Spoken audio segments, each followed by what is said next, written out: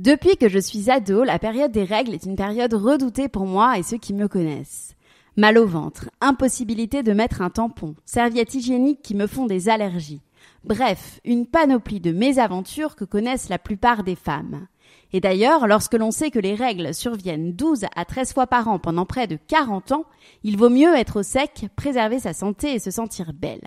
Quel ne fut pas mon bonheur de découvrir Elia Lingerie, seule marque de lingerie menstruelle bio à avoir la certification Origine France garantie. J'avoue avoir eu un coup de cœur pour la culotte Philomène en coton ultra doux, comme tous les produits de la marque, et pour le livret consacré aux premières règles, parfait pour les jeunes filles et leurs parents qui souhaitent discuter de ce grand bouleversement.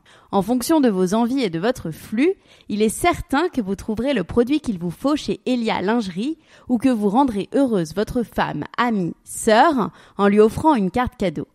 Merci Elia Lingerie pour votre précieuse participation sur ce podcast et rendez-vous sur leur site dont le lien est dans les notes de l'épisode.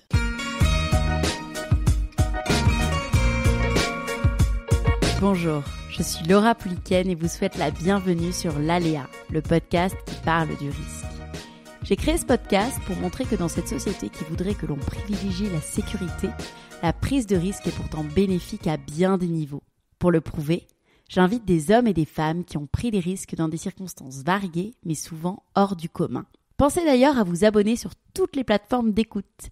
Et si le podcast vous plaît, le meilleur moyen de me le dire et ce qui m'aide le plus à faire connaître le podcast, c'est simplement de mettre un commentaire et 5 étoiles sur iTunes ou encore ICO, cette formidable application communautaire de podcast où vous pouvez découvrir et échanger entre passionnés de ce super média audio.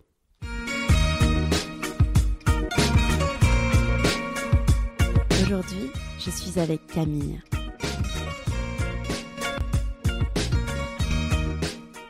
La vie, c'est ça aussi, c'est de se plaindre de petites bricoles. Mais il faut quand même relativiser et se dire que mince quoi, on est en vie, on est là.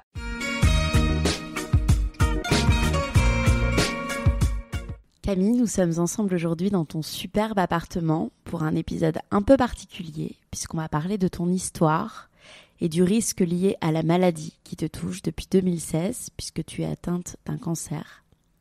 Mais aussi et surtout de toute la positivité que tu dégages et des projets que tu entreprends.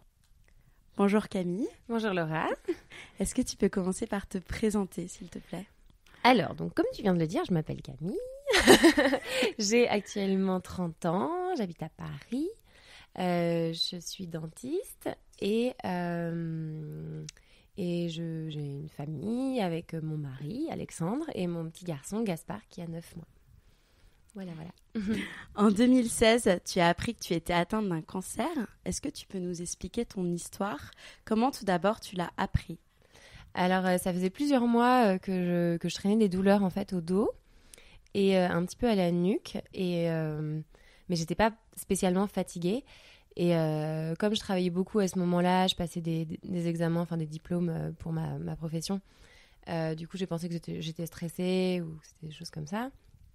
Et en fait, de fil en aiguille, vu que ça rentrait pas dans l'ordre une fois tous mes examens passés, je me suis dit, bon là, il faut vraiment que je m'occupe de ma santé. C'était donc l'été 2016. Et donc, j'ai vu un ostéo. Ensuite, j'ai commencé à faire des radios avec des collègues, parce que je travaillais à l'hôpital. Donc, j'ai fait des radios avec des collègues de l'hôpital. Là, on a pensé à une entorse, donc j'ai eu une minerve pendant 2 semaines, pendant 2 semaines en plein été sur la plage. Donc c'était Robocop sur la plage, c'était très glamour. Et finalement, ça ne faisait absolument rien à part me faire une belle marque de soleil. Mais donc du coup, là, il a fallu faire des examens plus approfondis. Et là, en fait, de fil en aiguille, du coup, l'impensable est arrivé. Donc on m'a découvert en fait, que c'était des métastases qui me donnaient des douleurs au dos. Et donc, ce que je dis souvent, c'est que j'ai vu mes résultats toute seule, vu que j'avais accès à tous les résultats des examens des patients sur la plateforme de l'hôpital. Donc, quand j'ai su que j'allais avoir les résultats par mon rhumatologue, parce qu'au départ, j'étais suivie en rhumatologie, du coup, j'ai vu ça et donc, c'est pas un médecin qui me l'a annoncé, donc j'avais aucune idée des traitements, donc ça a été d'autant plus dur de voir ça toute seule et de me dire, métastase, pour moi, en fait, métastase, ça signifiait, j'en avais que pour 3 mois et c'était fini. Enfin, pour moi, métastase, c'était... Tu voyais le pire. C'était terminal. Et En fait, je pense qu'en 2019, maintenant, ça a changé et c'est pour ça qu'aussi je prends le parti d'en parler. Enfin, on en reparlera, je pense, après. Et donc là, tu l'as appris toute seule et après, on te l'a annoncé Et après, le lendemain matin, j'avais rendez-vous avec le rhumatologue. Donc Alexandre était venu de Paris parce qu'à l'époque, j'étais à Brest et il était à Paris, lui. Et donc le soir, je me suis dit, bon, qu'est-ce que je dis ? Est-ce que je préviens ma mère ? Je savais qu'elle avait un week-end avec des amis cette semaine-là. Je me dis, est-ce que je préviens mes parents ? Ça va les affoler. Donc là, il y a vraiment cette question qui s'est posée. Et en fait, je me suis dit, c'est tellement lourd finalement, même si j'ai prévenu mon mari maintenant, mais qui était juste mon copain à l'époque. Et du coup, bon, je me suis dit, il faut que j'appelle ma mère. Mais alors là, comment annoncer ça ? J'ai appelé ma mère, j'ai dit, écoute maman, je sais ce que j'ai. C'est quelque chose qui est très difficile à dire, mais voilà, je vais pas te faire poireauter. On m'a découvert un cancer, en fait, c'était des métastases que j'avais. Et... Quel mot on utilise, en fait ? On dit... Là, le mot cancer, c'était un cancer. Donc, c'était pas... je pouvais pas dire une tumeur. Enfin, ouais, je savais que c'était un cancer, je savais que c'était des métastases. Donc, je lui ai dit la vérité. Je suis pas passée par 4 chemins. Et donc là, j'ai entendu j'en suis encore émue, je pense. J'ai entendu du coup... j'entendais pas ma mère, en fait, tout simplement. Il y a eu un blanc au téléphone. Et tout d'un coup, elle m'a dit, écoute, ma chérie, je t'aime, on va t'aider, je t'aime. Et elle a répondu ça. Et j'ai dit, bon, maman, je te laisse. Là, j'ai mes amis qui sont là. On va prendre un verre. On va pas trinquer au cancer, mais ils étaient surtout là pour me soutenir. Et voilà. Après, j'ai appelé un ami dermatologue qui me suit pour un problème de peau à Brest. Et il m'a dit, écoute, faudrait que tu prennes des anxiolytiques et tout. J'ai dit, non, ça va aller, je vais pas en prendre. Et donc, je me suis dit, allez, je vais trouver l'énergie pour... En fait, on est sidéré, mais en même temps, on est sidéré, mais en fait... Du coup, ouais, j'étais sidérée, mais dès le lendemain matin, très vite, ça allait mieux parce que... Oui, justement, je voulais en parler avec toi, des stats par lesquels on passe. J'imagine qu'on passe par plusieurs émotions différentes au fil des semaines. Et toi, comment... Ça s'est passé assez vite, en fait, parce que j'avais vu ça aussi, parce que dans le cadre de mes études, on apprenait l'annonce d'une mauvaise nouvelle aux patients. Donc bon, j'avais vu un peu les différents stades, le rejet, l'acceptation. Parce que toi, tu es dentiste. Oui, mais du coup, je faisais une spécialité qui me faisait mettre un pied un petit peu en oncologie, en radiothérapie, tout ça. Et parce qu'on soignait des patients dans le cadre de ma spécialité qui étaient souvent polymédiqués ou qui avaient des problèmes de santé, enfin des gros cas de chirurgie dentaire. Ou des cas assez complexes à gérer, des toxicomanes. Du coup, j'ai eu beaucoup de patients comme ça. Et donc, on avait eu quelques formations sur l'annonce d'une mauvaise nouvelle aux patients. Et donc, quand là, tout d'un coup, tu passes de l'autre côté, tu te dis, mince, là, en fait, c'est moi. Les amis radiothérapeutes avec lesquels je pouvais manger le midi, finalement, là, je me retrouvais dans leur salle de consulte. Et ça a été très dur au départ. Et c'est pour ça que assez vite, j'ai été transférée à Nantes chez mes parents, en fait, puisque à Brest, finalement, j'y étais que pour les études. Donc, j'avais pas de raison, vu que j'étais sur la fin de mon internat, d'y rester plus longtemps. Et donc, voilà.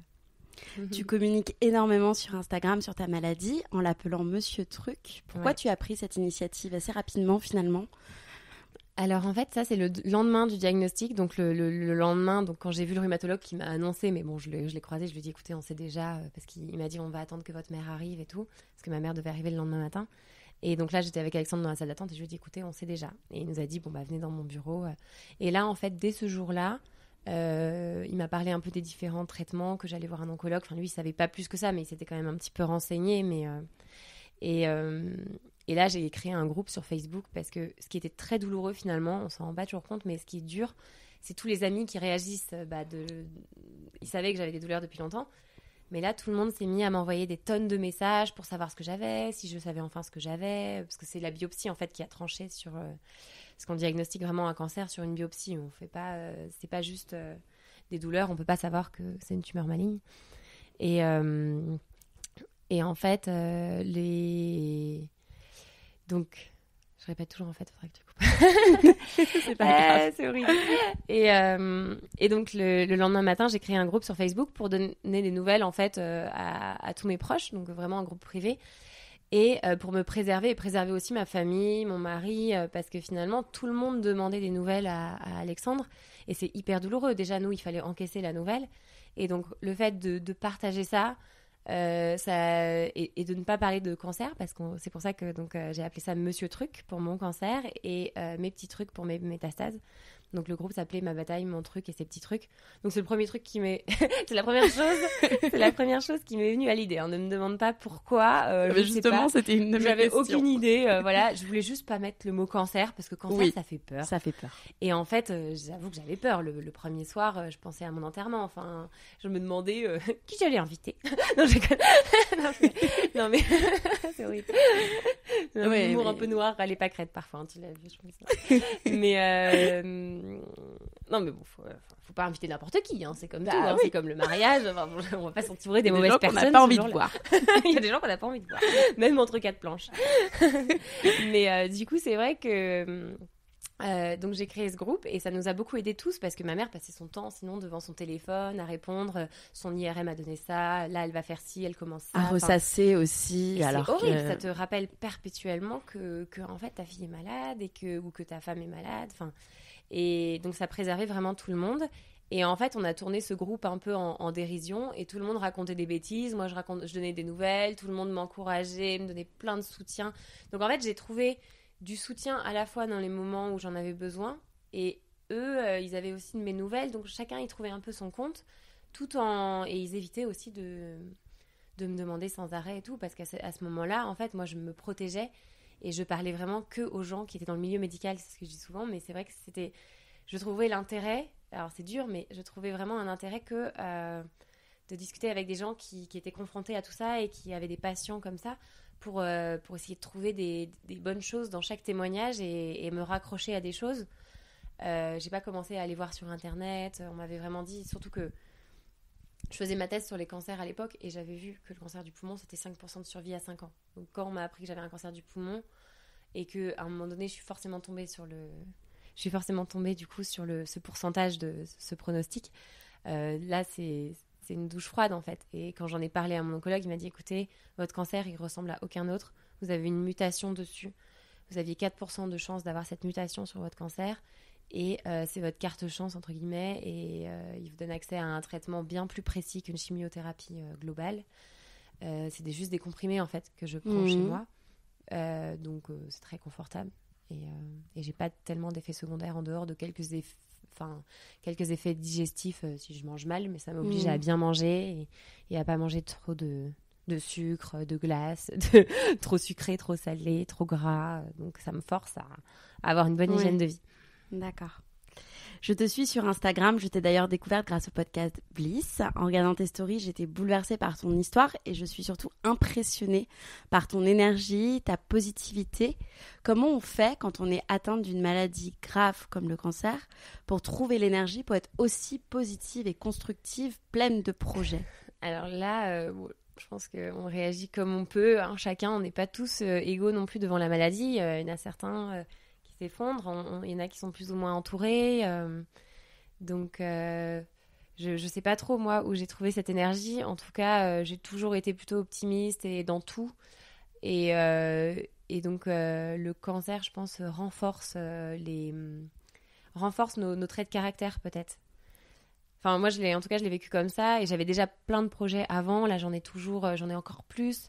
J'étais positive, là je le suis encore plus parce que quand on passe comme ça à côté de la mort, en fait, on apprécie encore plus la vie et on se dit mais quelle chance en fait, quelle chance j'ai d'être là, quelle chance j'ai d'avoir ce traitement. Ma vie est pas du tout impactée, donc j'ai cette chance. Et parfois même dans des maladies qui sont complètement bénignes, mais complètement bénignes. Non, mais qui sont beaucoup moins graves parce qu'il n'y a pas ce mot cancer, cette peur de la mort. Leur vie est beaucoup plus impactée et donc, les traitements du cancer ont beaucoup évolué et il y a certains traitements qui sont quand même hyper confortables. Et je pense que c'est pour ça que j'ai pris le parti aussi d'en parler parce que je voulais montrer que... Enfin, je voulais montrer... En fait, j'avais envie de témoigner et de montrer que même avec un cancer métastasé aujourd'hui, en 2019, on peut très bien vivre, continuer des projets, continuer de travailler, vivre quasi normalement Et voilà, il y a quand même la pression des examens tous les 3 mois ou 6 mois qui reviennent. Et ça, c'est là que vraiment, ça nous rappelle qu'on est malade. Mais moi, sinon, j'ai pas du tout l'impression d'être malade. Absolument pas. Parce que toi, t'as pas fait de chimio, en fait. Non. Je continue à raconter mes bêtises. Voilà, j'ai trouvé un bon public sur Instagram. Oui. Donc, ça soulage un peu mes proches, que je commençais à saouler avec mes conneries. Et justement, comment tes proches y vivent le fait que tu t'exposes et que tu en parles sur les réseaux? Alors ça, qu'on se le dise clairement, mes parents ne comprennent absolument rien. Déjà, ils ont du mal à envoyer des MMS et non, là ils vont me tuer. Mais c'est vrai que Instagram, il y a toute une génération qui ne comprend absolument pas. Mais Instagram, moi je trouve que c'est un réseau, je fais pas de la pub, hein, mais je trouve que c'est un réseau qui est vraiment génial parce qu'il regroupe Facebook, Snapchat et en même temps il permet de créer du lien entre les gens. Et à ce moment-là, moi quand j'avais 26 ans et que j'ai découvert que j'avais un cancer, dans mes amis, personne n'avait de cancer. Donc j'ai essayé de chercher, j'ai demandé, mais personne. Donc il a fallu que je trouve un petit peu des gens de mon âge, parce que dans la salle d'attente, pareil, quand j'étais chez l'oncologue, j'avais que des vieux. Enfin, le cancer du poumon, clairement, ça touche les vieux fumeurs très souvent. Il y a très peu de jeunes femmes, mais il y en a. Mais donc en fait, j'ai trouvé un peu une sorte de... Ça a été un refuge peut-être, je sais pas, mais... Au début, j'étais pas du tout sur Instagram, moi. Hein. J'ai été vraiment depuis 3 ans, un peu plus, depuis ma maladie. Et j'ai trouvé toute une communauté, du coup, de jeunes femmes, parce qu'il y a beaucoup de jeunes femmes qui témoignent, quelques hommes aussi, mais... Et qui... De copines de combat. Finalement, des copines de combat. Et il y a toute une team K, qu'on appelle. Et c'est la team cancer. On essaye toutes d'être positifs, de se soutenir. Alors, il y a forcément des moments durs, et de temps en temps, on perd une d'entre nous, et ça c'est très dur parce qu'on se dit peut-être que ça peut être moi un jour, et donc ça c'est très très dur quand on en perd une, parce que c'est vrai qu'on développe au travers des réseaux finalement des véritables amitiés, parce qu'on rencontre après ces personnes. Alors moi j'en ai rencontré plusieurs, pas rencontré tout le monde, parce que on fait tellement de choses, du coup on voyage beaucoup avec mon mari, je suis toujours, c'est vrai que je fais beaucoup de choses. Et je suis pas souvent sur Paris. Et d'ailleurs, on a eu du mal à trouver un créneau. Donc là, voilà, je pars en vacances à 16h. Je n'ai fait aucun sac. Et Laura est là. Et on parle de cancer. Et j'ai viré toute ma famille de l'appart. Donc je vais me faire tuer. Et Laura arrive. Elle sait pas trop où se mettre. Parce qu'on a dit à mes parents d'aller se balader. Ma mère est ravie. Donc voilà. Mais sinon, c'est chouette de t'avoir. Moi, j'adore rencontrer des nouvelles personnes, et ça fait du bien aussi, parce que dans le cadre de la maladie, en fait, ça nous permet de faire des choix un peu plus vite, parce que parfois on se dit mais pourquoi je perds mon temps avec cette personne-là, en fait, on était peut-être très amis à cette époque-là, et finalement il y a des amitiés d'époque, je pense, et des amitiés qu'on garde toute notre vie, ça c'est clair, mais il y a d'autres amitiés où on se dit finalement à ce moment-là c'était quelqu'un qui m'a apporté, on s'est apporté mutuellement, mais maintenant en fait, on a pris des chemins différents, et il faut juste accepter d'avoir pris des chemins différents et de s'éloigner un peu de certaines personnes. Et ça, c'est pas... Moi, avant, j'étais toujours tout feu, tout flamme, à vouloir être amie avec tout le monde, à vouloir... Quand j'étais petite, je voulais être populaire, donc j'étais toujours dans les groupes où il fallait être et tout. Et maintenant, j'ai vraiment... j'ai complètement changé. Alors, je suis toujours tout feu, tout flamme, mais j'ai fait beaucoup le tri. Oui. Et j'ai rencontré des nouvelles personnes via Instagram, et finalement, il y a certaines personnes que je préfère voir maintenant, alors que je les connais depuis 6 mois. Ouais. Mais on se comprend, et donc avec toute cette communauté de cancéreuses, de warriors, on est toutes soudées, et c'est vrai que quand on se rend compte, il y a vraiment quelque chose qui passe. On a beau être complètement différentes. Vous partagez les mêmes choses, et traverser ce fardeau, en fait, nous rassemble vraiment, et ça, c'est évident. Pour reparler des jolis projets que tu entreprends, tu as un petit garçon qui est né après l'apparition de la maladie, Gaspard. Ouais. C'est quelque chose qui m'a beaucoup émue et impressionnée connaissant ton histoire. Est-ce que tu peux nous raconter cette magnifique histoire de maternité ? Alors, en fait, moi, on m'a annoncé, au tout début, personne ne m'a parlé de la préservation d'ovocytes. Et ça, c'est ma mère qui m'en a parlé, qui m'a dit... En fait, l'état dans lequel j'étais ne me permettait...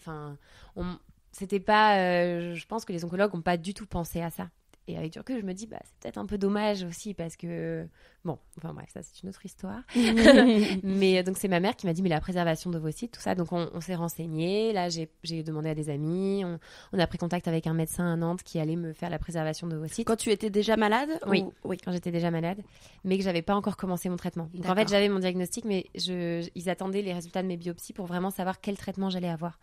Et donc il y avait l'espace d'un mois, même pas, non, 2-3 semaines. Et donc là, je me suis renseignée pour faire la préservation d'ovocytes. Et j'ai fait comme un déni de grossesse, c'est ce que je dis souvent. À partir du moment où j'ai appris que j'étais malade, mon état s'est aggravé. Et quand j'ai vu que mon état se dégradait de plus en plus, j'ai dit, bah, en fait, au dernier moment, j'ai rappelé la médecin, j'ai dit, écoutez, quel que soit le traitement, je ne ferai pas la stimulation hormonale et la préservation d'ovocytes parce que mon état se dégrade et dès que j'ai mon traitement, je veux commencer directement. Et donc, même moi qui envisageais pas l'avenir sans enfant, j'ai revu en fait mes désirs à la baisse en me disant que bah finalement je pourrais peut-être pas et donc j'ai rappelé ça de médecin qui a tout à fait compris évidemment et sauf que en fait ce qui a été dur c'est qu'on m'a annoncé que j'étais très très féconde et du jour au lendemain quand j'ai parlé à mon oncologue de porter mon enfant il m'a dit mais non c'est pas possible là, ça fait 6 mois mais moi au bout de 6 mois comme j'allais déjà bien le traitement avait déjà fait effet j'avais les 3/4 de mes métastases qui étaient parties donc j'ai repris le travail et je voulais un enfant quoi avec mon mari moi j'avais 27 ans du coup 26-27 ans donc le projet bébé est revenu et donc là j'ai dit à mon oncologue écoutez on va faire une GPA je sais que c'est illégal en France que c'est interdit mais on va la faire à l'étranger mes ovocytes sont sains les spermatozoïdes de mon mari aussi donc c'était vraiment la solution et adopter quand on a un cancer c'est pas possible quand on a un cancer métastatique qu'on a diagnostiqué il y a 1 an c'est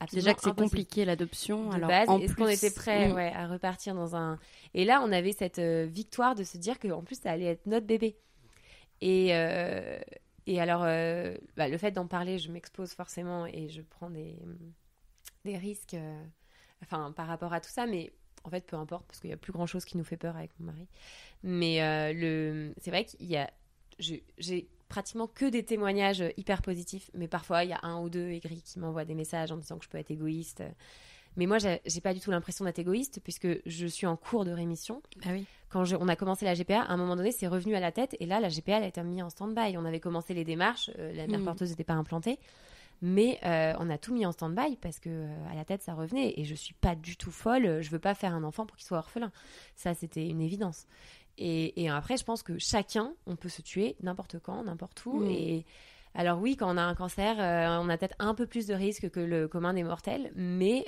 il y a plein de on peut se tuer en voiture on peut se tuer et ça je pense qu'il y a des personnes qui ont du mal à le cerner. Nous, on est hyper contrôlés au final. Je vais pas te la raconter, mais non, mais donc voilà et ouais, donc ça on s'est lancé dans cette aventure. Donc la mère porteuse a fait une première fausse couche au bout d'1 mois et demi et ensuite elle a été réimplantée 1 mois plus tard et là donc notre petit garçon est né et donc c'est le plus beau jour de notre vie. Là, c'était vraiment le plus gros pied de nez qu'on pouvait faire au cancer. Et maintenant, on pense plus cancer, on pense notre petit Gaspard, comment il va, et voilà, et on avance. Et c'est vrai que ça permet aussi de mettre un peu de côté, finalement, mon groupe Facebook sur mon cancer, je l'ai mis un peu en stand-by, parce que, comme n'importe quelle maman, tu connais ça, on a une vie maintenant à 400 à l'heure, encore plus, et on préfère passer du temps en famille que s'apitoyer sur mon sort. Moi, maintenant, je suis passée au second plan avec cette histoire de bébé. Non, je plaisante. Et est-ce que vous pensez lui parler de ta maladie lorsqu'il sera plus grand ? Est-ce que c'est quelque chose que vous voulez évoquer avec lui ? Ouais, je pense que les enfants sont suffisamment aptes à comprendre tout ça. Moi, je lui ai déjà expliqué que voilà, on l'avait eu grâce à une mère porteuse. Je ne pense pas du tout qu'il comprenne peut-être pour l'instant, mais en tout cas, il comprendra et on ne lui cachera pas. On a déjà acheté un petit bouquin, je ne sais pas si tu avais vu, j'avais mis ça sur Instagram, c'est une maman kangourou qui a le ventre cassé, qui fait porter son bébé par une autre maman kangourou. Donc, on a trouvé un livre aux États-Unis sur la GPA. Et moi, j'adorerais en faire un petit. J'ai ce projet dans ma tête, un petit truc pour les enfants. Mais j'ai pas le temps. En fait, je manque vraiment de temps. Les journées sont trop courtes. Mais parce que je travaille à côté quand même. Je travaille un peu. Mais parfois, par contre, on fait vraiment des blagues vaseuses qu'il va vraiment falloir arrêter. C'est parfois, je dis à Gaspard, vu le prix que tu nous as coûté, ça va, nous embête pas. Ou sinon, on dit en rigolant, non mais Gaspard, il aura pas de cadeau de Noël, c'est bon, il nous a ruiné, maintenant, c'est bon. Ouais, mais clair. Ça, on va vite arrêter parce qu'il commence à parler, à comprendre, et donc les blagues vaseuses comme ça, on va éviter. Parce qu'évidemment, ça a un coût, la GPA. Il y a des GPA complètement altruistes où la mère porteuse fait ça complètement bénévolement. C'est vraiment, pour moi, c'est des saintes. Parce que pour donner son corps comme ça, pour combler le bonheur d'un couple, c'est juste incroyable. Après, nous, il y avait quand même un échange financier, mais ça restait humain parce qu'elle était... elle nous demandait des nouvelles, elle nous donnait beaucoup de nouvelles durant la grossesse, et là encore, elle nous demande des nouvelles de temps à autre. Et moi, c'est ça qui me prouve que en fait, ça reste humain. C'est pas, elle n'a pas pris son chèque et elle est partie. Oui. Et le jour où on a perdu le premier bébé, elle était vraiment mal en fait, comme une fausse couche classique. Ça reste, même si on est aidé par la médecine pour avoir notre bébé, ça reste, il y a pas de. Et puis on choisit pas la couleur des yeux, la couleur, c'est pas du tout.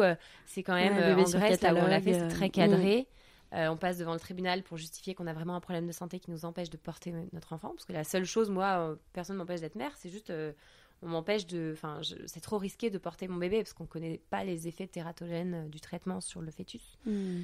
Et je sais qu'il y a des femmes qui ont pris le risque, qui ont le même traitement que moi, mais mon oncologue, il m'a dit honnêtement, c'est trop risqué et je ne suis pas folle, justement. J'ai voulu bien faire les choses. Et alors, l'autre solution, c'était de ne pas faire du tout de bébé et de continuer. Alors, parfois, on est contraint... on peut être contraint de faire ça, mais nous, on n'envisageait pas ça et on a voulu quand même envoyer valser les préjugés et essayer de faire notre bébé, mais dans les conditions les plus saines possibles. Ça, c'était hyper important. Très bien. On est dans une société où il est vrai qu'on peut se plaindre pour beaucoup de choses sans réelle importance. Quel est ton avis dessus par rapport à ta situation personnelle ? Oh, je suis la première à me plaindre de bricole, ça c'est clair. C'est ce qui prouve, comme disait une copine sur Instagram, Fanny, elle disait que en fait, la vie c'est ça aussi, c'est de se plaindre de petites bricoles, mais il faut quand même relativiser et se dire que mince quoi, on est en vie, on est là, on a une chance inouïe, c'est d'avoir de l'air dans nos poumons, d'avoir le cœur qui fonctionne, de pouvoir marcher, évoluer dans cette vie. Et il faut se rattacher à ça. Il faut se dire que en fait, toutes les petites choses, c'est quand même futile à côté de la santé. C'est le plus important, c'est le plus beau cadeau de la vie qu'on peut avoir, être en bonne santé. Et donc, il faut quand même relativiser. Après, je reste une fille, je suis chiante, je me plains, comme le commun des mortels. Là, la grève, ça m'énerve. Tout le monde, on se plaint tous un petit peu, mais il faut relativiser vraiment. Et ça, c'est hyper important. Est-ce que le fait d'être touchée par le cancer a changé ta perception de la vie et du risque en général ? Est-ce que tu as la même notion du risque qu'avant ? Alors, elle est difficile cette question. Je pense qu'on vit encore plus à 200 à l'heure, ça c'est clair. Moi je le ressens comme ça. Après, le risque, je pense qu'on a tous... la vie est risquée pour tout le monde. Il y en a qui jouent peut-être un petit peu plus avec leur vie. Moi, j'ai ce fardeau qui fait que du coup, ma vie est peut-être plus risquée que d'autres. Après, j'ai l'impression de prendre autant de risques finalement en roulant en trottinette en ce moment dans Paris. Je sais pas trop. Oui, elle est risquée, mais j'ai tellement pas l'impression d'être malade que je te jure, dans ma tête, en fait, je ne suis pas malade. Et je pense que c'est ça qui m'aide aussi parce que... Et qui aide aussi mes proches parce qu'à côté de ça, tout le monde suit un peu le... Voilà, on est tous confiants en l'avenir. Ce que je dis souvent, c'est qu'Alexandre, il me dit toujours qu'à 50 ans, je serai encore là pour le faire chier. Et je pense que oui, je serai toujours là. Ouais. Et il y a plein de traitements qui évoluent, donc je m'accroche à ça. Et grâce à ma mutation, j'espère qu'un jour, ils arriveront à développer. Ils parlent de vaccins, peut-être. J'espère qu'un jour, je serai encore là. Ouais.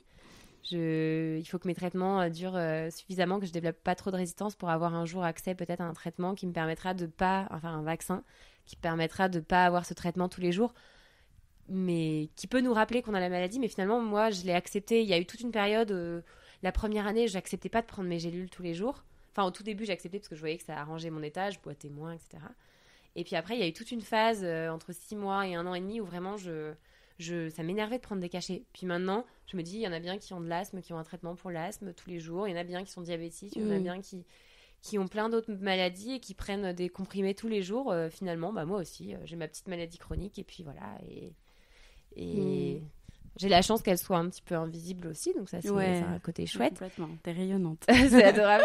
C'est à double tranchant en fait, parce que parfois je peux quand même être un peu fatiguée ou parfois j'ai juste pas envie. C'est ce que je te disais, parfois j'ai juste pas envie de sortir et je veux prendre soin de moi, de ma famille et du coup c'est vrai qu'on devient peut-être un petit peu égoïste pour des petites choses. Mais Géraldine Dormoy, dans son livre Un cancer pas si grave, nous parle de son cancer en disant qu'il a été un accélérateur de vie. Est-ce que tu es d'accord avec ça ? Alors là, je suis complètement d'accord avec elle. Mais vraiment, moi, je le ressens vraiment comme ça. Et je trouve que ouais, c'est un accélérateur de vie. Et parfois, c'est peut-être très dur, mais je me dis, on devrait tous avoir un petit cancer pour prendre conscience des choses. Alors attention, quand je dis petit cancer, c'est pas...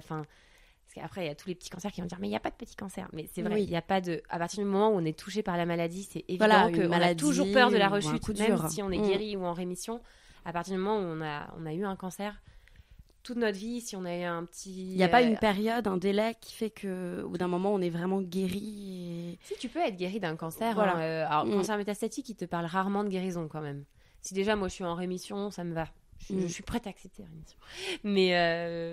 Mais après, dans les cancers plus localisés, parfois, tu peux avoir cette chance d'être considéré comme guéri, mais toute ta vie, tu gardes quand même en tête, ça laisse des séquelles, et tu gardes en tête que tu as eu ce cancer et tu as toujours peur de la rechute. Donc, c'est vrai que quand j'avais mis ça sur Instagram, ça m'avait dit, oui, on devrait tous avoir un petit cancer, et ça nous permettrait de mieux savourer la vie et tout. C'était peut-être maladroit, mais c'était vraiment de l'humour, en fait. Il faut prendre vraiment ce que je dis avec légèreté, parce que je le dis vraiment avec... c'est vraiment de l'humour. Oui. Alors après, j'ai un humour un peu particulier. Peut-être qu'on ne comprend pas toujours, mais je suis un peu tarée. On le comprend venant de toi, en fait. Est-ce que tu considères que tu es capable de prendre plus de risques aujourd'hui qu'avant, de faire des choses dont tu avais peur finalement avant ? T'es casse-bonbon avec tes risques. Mais le risque, c'est quoi ? Je sais pas, moi, le risque. Je me sentais en parachute, je vais prendre autant de risques. Ouais. Non, honnêtement, j'ai toujours la même, un peu plus renforcée, mais je sais pas. En fait, je me considère pas comme condamnée, donc je me dis pas il faut que je fasse ça avant de mourir, il faut que je fasse ça. Enfin, j'ai pas du tout ce sentiment-là. Moi, je vis normalement, avec encore plus de projets, d'envie de voyager, etc. Mais pas encore plus d'envie de voyager juste parce que je suis pas sûre d'être là dans 10 ans. Enfin, c'est pas du tout ça. C'est juste que c'est un accélérateur de vie, c'est ça en fait. D'accord. Elle l'a très bien dit. J'imagine que parfois tu peux avoir des moins bien dans ces moments-là. Justement, est-ce que tu as des sources d'inspiration dans ton combat contre la maladie, des livres, des personnes ou des mentors ? Alors, les moments les plus durs en fait sont les moments vraiment juste avant l'annonce de mon radiologue en fait, pour savoir si je vais bien ou pas, ou si si ça reprogresse ou pas. Et c'est là vraiment les coups durs que j'ai. Mais c'est les seuls. 20 minutes avant, il faut mieux pas me croiser, quoi. Dans la salle d'attente, parfois il y a des patients, ils viennent pour vérifier leur petite luxation ou leur petite fracture, si elle cicatrise bien. Enfin, je regarde et je me dis, mais quelle chance ils ont. J'aimerais tellement, mais je suis prête à avoir toutes les fractures du monde. Mais en fait, je serais prête à échanger.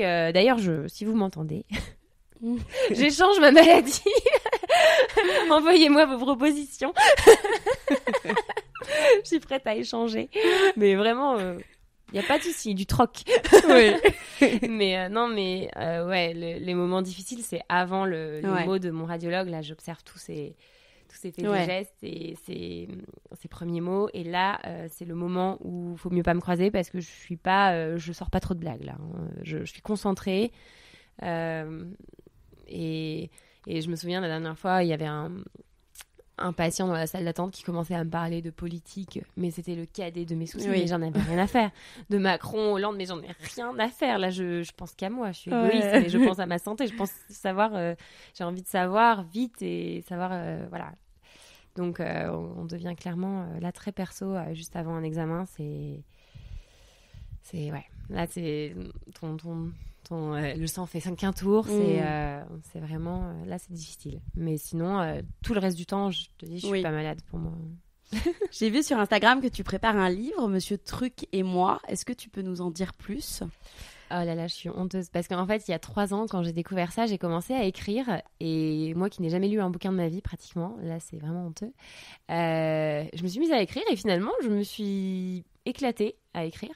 Parce qu'il y avait tellement... La nuit, je me réveillais à 2h, 3h du matin et je me disais, mais j'ai envie d'écrire ça, j'ai envie d'écrire ça. Donc, il fallait que j'écrive tout ça. Il fallait vraiment, comme un journal intime, il fallait que je raconte les anecdotes, comment mes proches réagissaient, les blagues, tout ça en le tournant sous le ton de l'humour. Donc, je prenais appui, en fait, sur mon compte Facebook où je racontais des conneries. Du coup, je reprenais ça et puis je mettais les commentaires de ce que les gens avaient écrit parce que tout le monde partait dans un peu cette tonalité, en fait. Et du coup, c'est vrai que j'ai écrit Monsieur Truc et moi. Et là, mes proches m'ont dit, mais envoie-le à des éditeurs. Je l'ai fait corriger donc, par une copine de ma maman qui corrige les livres. Donc, normalement, il n'y a plus beaucoup de fautes. Hein, mais là, je me dis qu'en fait, il faudrait que je le poursuive jusqu'à la GPA parce que je trouve que finalement, mon histoire, sa particularité, c'est aussi le fait d'avoir abouti jusqu'à la GPA. Ouais, et moi, j'avais continué à faire... je m'étais dit, je vais faire un premier livre sur juste ma maladie et un deuxième sur la GPA, mais en fait, je me dis qu'il faudrait que je fasse vraiment, que je regroupe les deux, et parce que c'est ça qui fait... c'est aussi l'aboutissement de tout ce parcours. Enfin, le bébé, c'est la cerise sur le gâteau, quoi. C'est vraiment inouï pour nous. Moi, je voulais plusieurs enfants et tout, et là, le fait d'en avoir un, c'est déjà tellement dingue que je me suis dit, c'est pas grave si j'en ai qu'un, mais c'est tellement ouf. Et donc, dès que là, j'essaye de diminuer un peu mon rythme de travail parce que pour payer la GPA, j'ai dû travailler 4-5 jours par semaine.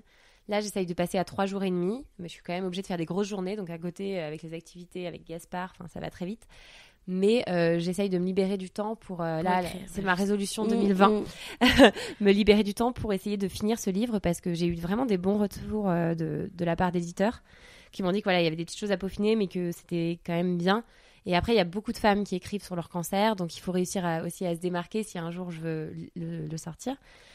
Et si aucun éditeur m'accompagne dans ce projet, une fois qu'il est fini, je le mettrai en auto-édition sur Amazon, indépendante. Voilà. Histoire d'aller au bout de ce projet qui me tient à cœur.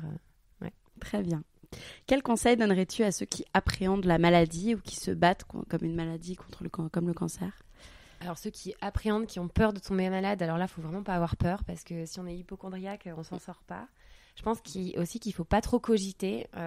Pour ceux qui sont touchés par une maladie, que ça soit cancer ou autre chose, je pense que il faut essayer c'est facile à dire, mais il faut essayer de continuer à vivre et de profiter parce que la vie, elle est quand même super belle à côté de ça et elle peut être plus ou moins longue et donc il faut quand même profiter au maximum, faire tout ce dont on a envie et aller au bout de ses rêves et ne pas se dire je ferai ci dans 10 ans, dans 20 ans. Non, c'est maintenant, tout de suite. Bon, moi, je suis complètement impatiente, je pense que tu l'auras vu, mais j'attends pas de me dire, je repousse pas au lendemain s'il y a vraiment quelque chose que j'ai envie de faire, c'est dans ma tête et je le planifie très vite. Hein. Et c'est pas par peur de mourir, c'est juste que je me dis, on sait jamais de quoi demain sera fait, qu'on soit malade ou pas d'ailleurs. Et ça, c'est important d'aller au bout de ses rêves. Enfin, ouais, donc ceux qui sont malades, moi, à chaque fois que je me retrouvais dans l'IRM ou dans les choses comme ça, où tu restes 20 minutes dans ton tuyau, là, avec les bruits, etc., soit je priais, soit je cogite absolument pas, en fait. Je réfléchis pas. Je suis peut-être un peu teubée. Je suis peut-être un peu bébête, pardon, on va me parler bien quand même. Je suis peut-être un peu bête, mais je réfléchis vraiment pas. Je fais le vide. Il faut faire le vide et il faut faire confiance. Moi, j'ai mes amis médecins qui m'aident si jamais un jour mon oncologue me propose un truc et je leur demande leur avis. Enfin, j'ai la chance d'être dans ce milieu-là où je peux vraiment demander des infos. Mais ouais, je fais vraiment le vide.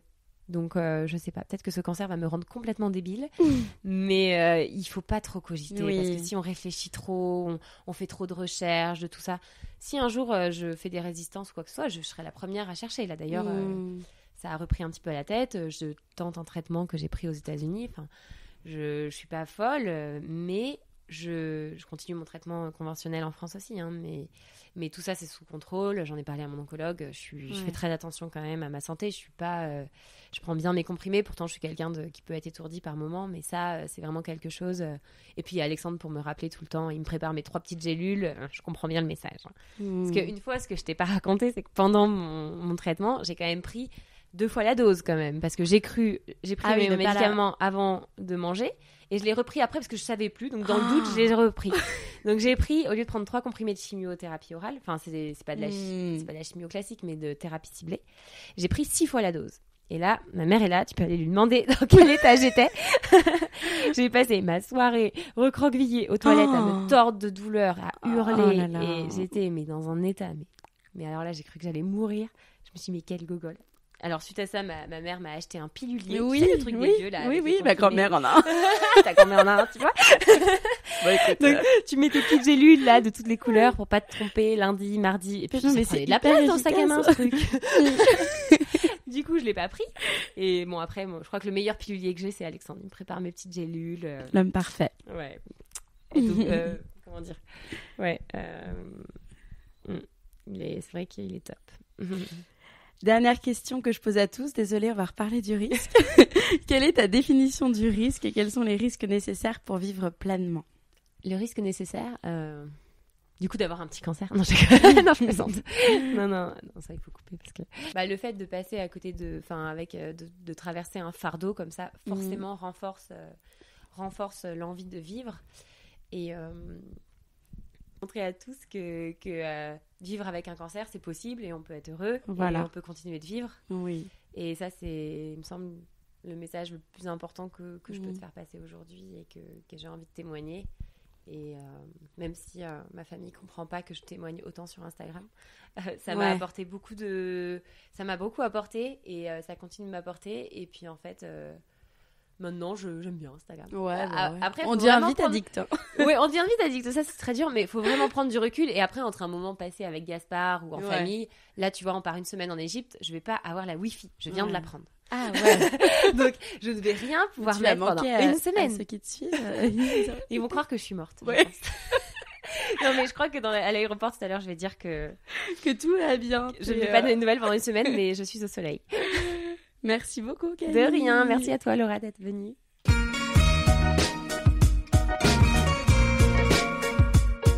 Vous venez d'écouter l'Aléa. Merci d'avoir passé ce petit temps avec moi. Quelques petites infos en plus avant de se quitter. Vous pouvez suivre l'actualité du podcast sur mes comptes Twitter et Instagram, Lo from Paris, ou encore le compte lalea.podcast. À bientôt.